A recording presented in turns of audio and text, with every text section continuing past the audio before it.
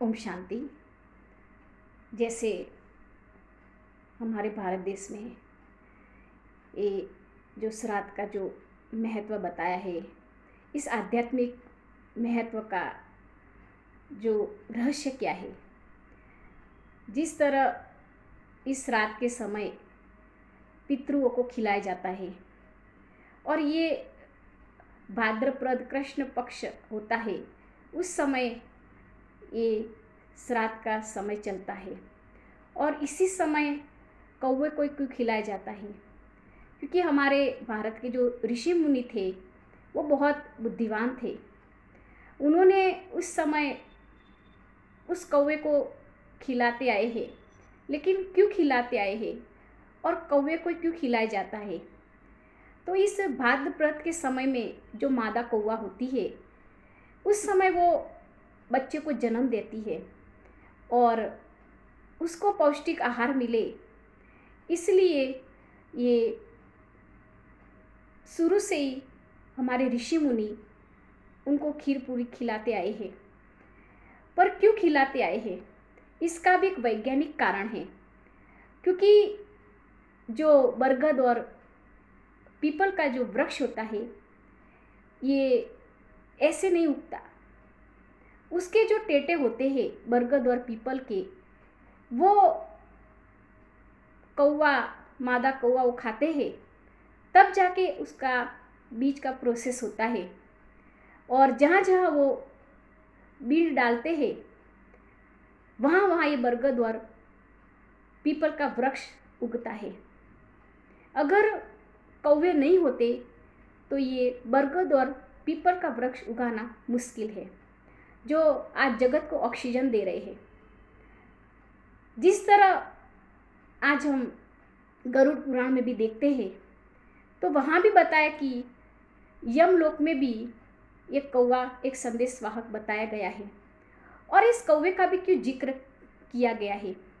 और जहाँ जहाँ बरगद और पीपल का पेड़ देखते हैं, वहाँ वहाँ पितरों की याद आती है और लोग करते भी हैं। ये भी एक ऐसा रहस्य है, आध्यात्मिक रहस्य है, वैज्ञानिक रहस्य है, जो आज छत पर उस कौवे को बुलाते हैं और कहते हैं हमारे पूर्वज खा रहे हैं। जिस तरह इस सनातन धर्म में जहाँ पे कहते हैं कि बरगद का जो पेड़ है बहुत सारी दवाइयाँ भी बनाता है, और आज हमारे जो भी पुराण बन गए हैं, जो भी हमारे वेद है, पुराण हैं, उनमें भी ऐसी सी बातें बताई है जो औषधि पैदा करते हैं ये वृक्ष और बीमारी जड़ से निकल जाती है। पहले समय में इतनी सारी दवाइयाँ नहीं थी, लेकिन औषधि और जड़ी बूटियों से ही पूरी ये बीमारी ख़त्म हो जाती थी। लेकिन आज हम उस विदेशी दवाइयों पे विश्वास करते हैं। आज हम ये सब बातें भूल गए हैं, क्योंकि ये जो चीज़ें हैं ये हमें नहीं पता होने के कारण आज उसको हम उपयोग में नहीं लाते हैं।